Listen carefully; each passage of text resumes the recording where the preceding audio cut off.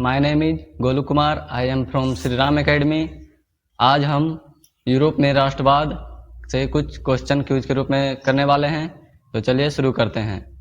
पहला क्वेश्चन है, यूरोप में कितने देश शामिल हैं? 50 देश। जिनमें से सबसे बड़ा देश कौन है? रूस। सबसे छोटा देश? Vatican City. Question number 2, Europe में शामिल 10 देशों के नाम बताइए।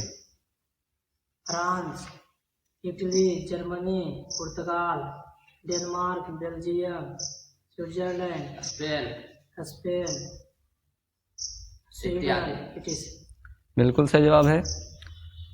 तीसरा क्वेश्चन है, यूरोप का भारत किसे कहा जाता है? इटली को। बिल्कुल सही जवाब है। चौथा क्वेश्चन, पुनर्जागरण का शाब्दिक अर्थ क्या है? फिर से जागना। बिल्कुल सही जवाब है। और यूरोप में 14वीं शताब्दी से 17वीं शताब्दी तक का समय पुनर्जागरण के नाम से जाना जाता है। इस समय सांस्कृतिक और धार्मिक प्रगति हुआ, आंदोलन हुए, युद्ध हुए, कला और साहित्य और विज्ञान के क्षेत्र में नए प्रयोग हुए। पुनर्जागरण को एक बौद्धिक आंदोलन भी कहा जाता है। अगला क्वेश्चन है, द प्रिंस किस महान व्यक्ति की रचना है? Niccolo Machiavelli. बिल्कुल सही जवाब है। द प्रिंस निकोलो मैकियावेली की रचना है, जो कि एक राजनीतिक की पुस्तक है। निकोलो मैकियावेली इटली के रहने वाले थे। निकोलो मैकियावेली कवि के साथ साथ दर्शन, संगीतज्ञ, नाटककार, राजनायक भी थे। अगला क्वेश्चन है, पुनर्जागरण कहाँ से शुरू हुआ था? इटली के फ्लोरेंस शहर से। तो बिल्कुल सही जवाब है। पुनर्जागरण इटली के फ्लोरेंस शहर से शुरू हुआ था। क्वेश्चन नंबर 7, फ्रांस की क्रांति कब हुई थी? 1799 और यह कब तक चली थी? 1799 तक। बिल्कुल सही जवाब है। फ्रांस की क्रांति 1789 में हुई थी और यह 1799 तक चली थी। इसका परिणाम यह हो कि फ्रांस के इतिहास में परिवर्तन हो गया। फ्रांस की व्यवस्था बदल गई, राजा को गद्दी से हटा दिया गया, एक नए गणतंत्र की स्थापना हुई। क्वेश्चन नंबर 8, फ्रांस की क्रांति के समय वहां पर किस वंश का शासन था और उस समय वहां का राजा कौन था? फ्रांस की क्रांति के समय वहाँ बुर्बो वंश का शासन था और वहाँ का राजा लुई 16वां था। बिल्कुल सही जवाब है। लुई 16वां का जन्म 1754 ईस्वी में हुआ था और मृत्यु 1793 ईस्वी में। लुई 16वां को अपना जान देना पड़ा। जनता ने राजा और रानी दोनों को फांसी पर लटका दिया। लुई 16वां का जन्म शासनकाल 1774 ईस्वी से 1792 ईस्वी तक रहा। मात्र 19 साल की उम्र में वे फ्रांस के राजा बने थे। अगला क्वेश्चन है, मैं ही राज्य हूं और मेरे शब्द ही कानून है, किसने कहा? लुई 14वां ने। बिल्कुल सही जवाब है। लुई 14वां, जो कि लुई 13वां का पुत्र था, उनका जन्म 1638 ईस्वी में हुआ था और वे 1643 ईस्वी में राजा बन गए थे, अपने पिता के मृत्यु के पश्चात। लुई 16वां का शासनकाल फ्रांस पर 72 साल 110 दिन रहा, जो कि यूरोप के इतिहास के सबसे लंबा शासनकाल था। क्वेश्चन नंबर 10, कानून की आत्मा द स्पिरिट ऑफ लॉ किस महान व्यक्ति की पुस्तक है? मॉन्टेस्क्यू। बिल्कुल सही जवाब है। The spirit of law Montesquieu की रचना है, जो कि फ्रांस के रहने वाले थे। इन्होंने ही शक्ति का पृथक्करण सिद्धांत दिया। इन इतिहास, कानून, दर्शन, राजनीति के महान विद्वान थे। कानून की आत्मा 1748 में लिखी गई। क्वेश्चन नंबर 11, शक्ति का पृथक्करण सिद्धांत क्या है?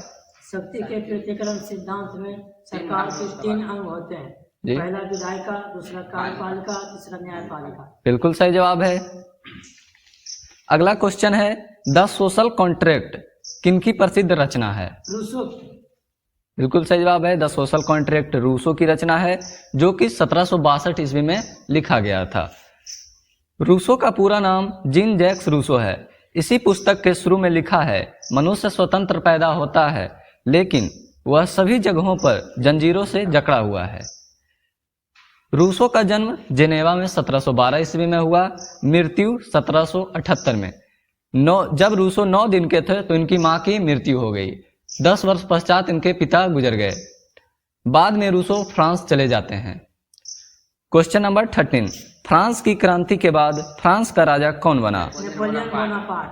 बिल्कुल सही जवाब है। फ्रांस की क्रांति के बाद नेपोलियन बोनापार्ट फ्रांस का राजा बना, जो कि सेना का कमांडर था। नेपोलियन बोनापार्ट का दूसरा नाम लिटिल कारपोल था। आधुनिक फ्रांस का निर्माता नेपोलियन बोनापार्ट को ही कहा जाता है। नेपोलियन का जन्म 15 अगस्त 1769 ईस्वी में हुआ था। 51 साल में इनकी मृत्यु हो गई। 5 मई 1821 ईस्वी में सेंट हेलेना द्वीप पर इनकी मृत्यु हुई। 1804 से लेकर 1814 तक, अंतिम 1815 तक इन्होंने फ्रांस पर शासन किया। नेपोलियन की अंतिम हार रविवार 18 जून 1815 वाटरलू का युद्ध में हुआ था। नेपोलियन अपने युद्धों के लिए प्रसिद्ध था। 1815 में वाटरलू के युद्ध में नेपोलियन का सामना ऑस्ट्रिया, रूस, इंग्लैंड, प्रसा, नीदरलैंड की सेना से थी, इसलिए नेपोलियन हार गया। क्वेश्चन नंबर 14, नेपोलियन कोड क्या है और यह कब लागू हुआ? नेपोलियन बोनापार्ट द्वारा एक संविधान बनाया गया था जिसमें समाज को चलाने के लिए जरूरी नियमों की लिखा गया है। बिल्कुल सही जवाब है। नेपोलियन ने कहा, मेरा वास्तविक गौरव मेरी 40 युद्धों की विजयों से नहीं है, मेरी विधि संहिता ही ऐसी है जो कभी ना मिट सकेगी और जो चिरस्थायी सिद्ध होगी।